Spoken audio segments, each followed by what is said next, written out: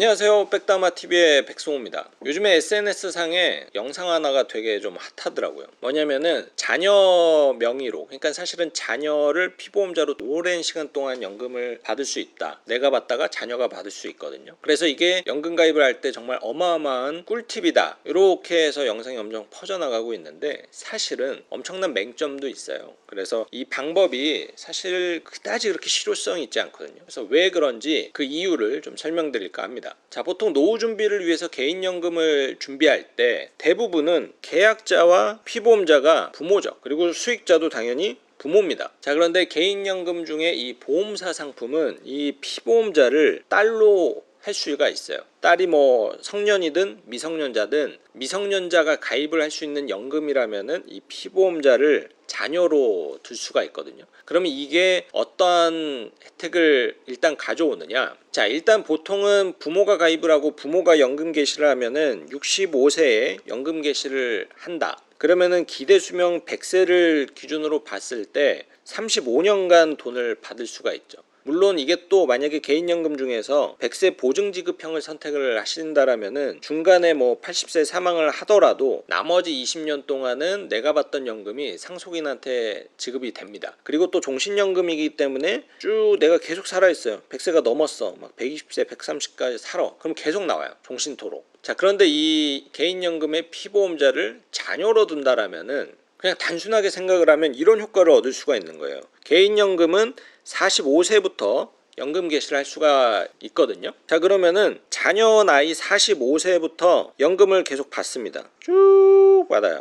그러면은 100세까지 기준으로만 봐도 무려 55년의 연금을 받을 수가 있는 거죠. 그리고 자녀가 100세 이상 살면은 그 이상도 받을 수가 있는 거고. 자, 그런데 여기에는 엄청난 맹점이 있어요. 자녀 나이가 45세면 그럼 도대체 엄마 나이는 몇 살인가?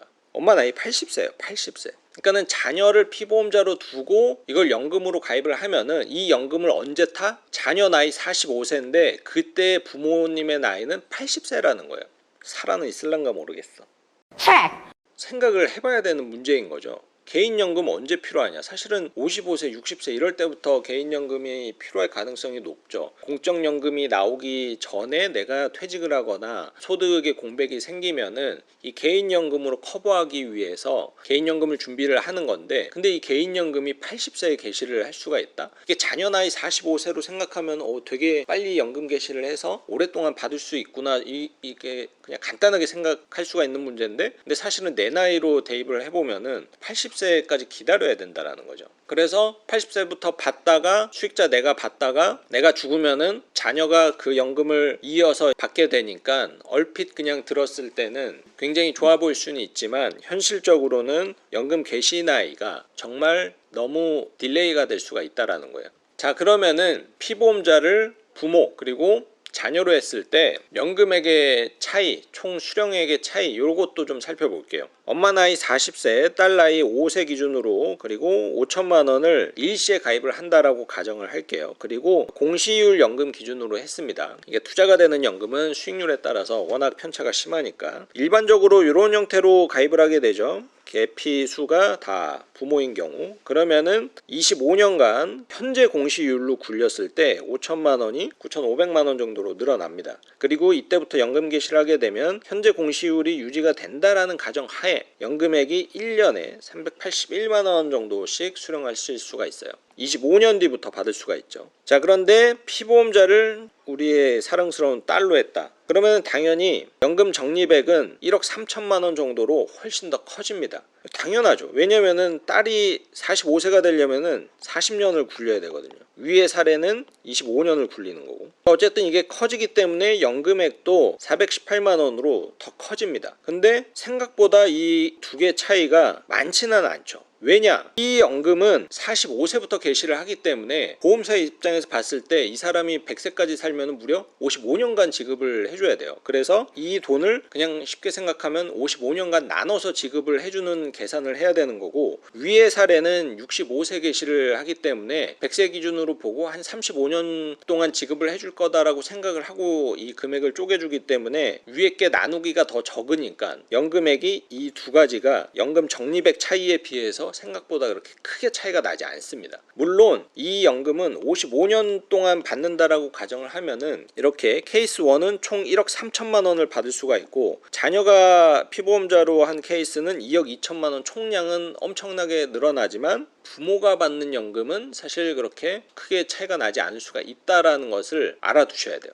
자, 그래서 노후 준비를 위해서 준비하는 이 개인연금, 그 중에서도 이 피보험자를 미성년자 자녀로 할 수 있는 연금이 있는데, 그거를 자녀로 해줬을 때 이 세 가지는 반드시 기억을 하셔야 됩니다. 첫 번째, 당연히 연금 총액은 자녀로 하는 경우가 더 많습니다. 왜냐면은 더 오랫동안 돈을 굴리니까. 하지만 연금액이 압도적으로 더 커지지는 않는다라는 것을 반드시 알고 계셔야 되고, 두 번째는 그럼 이 연금을 내가 노후 목적으로 가입을 했는데 나는 도대체 몇 세 수령을 할 수 있느냐? 자녀 나이 45세예요. 그때 내 나이를 생각을 하셔야 됩니다. 내 나이가 80이 될 수도 있고, 자녀를 좀 더 늦게 낳는다라면 더 높아질 수도 있고, 실제로 그래서 내가 받을 수 있는 연금 나이는 몇 세야? 이거를 생각을 하셔야 되고요. 그리고 계약자가 엄마, 피보험자가 자녀, 수익자가 엄마일 때 자녀 나이 45세가 돼서 연금을 탈 때는 내가 낸 돈으로 내가 연금 받는 거니까 세금에 대한 문제가 생기지 않아요. 하지만 내가 죽고 나서 이 연금을 자녀가 가져갈 때는 어쨌든 중간에 주면은 증여세고 죽어서 주면은 상속세가 발생이 될 수 있습니다.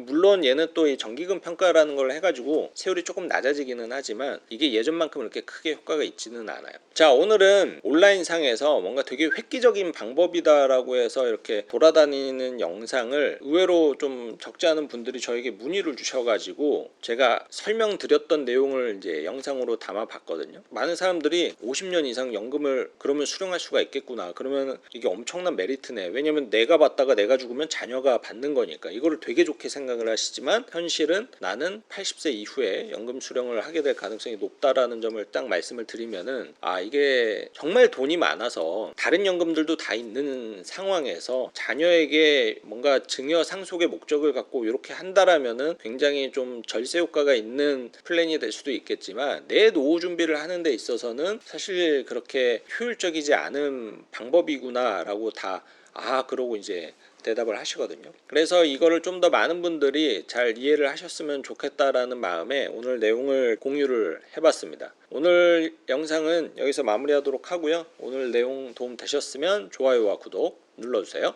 본 광고는 생명보험 광고 심의 기준을 준수하였으며 유효기간은 심의일로부터 1년입니다.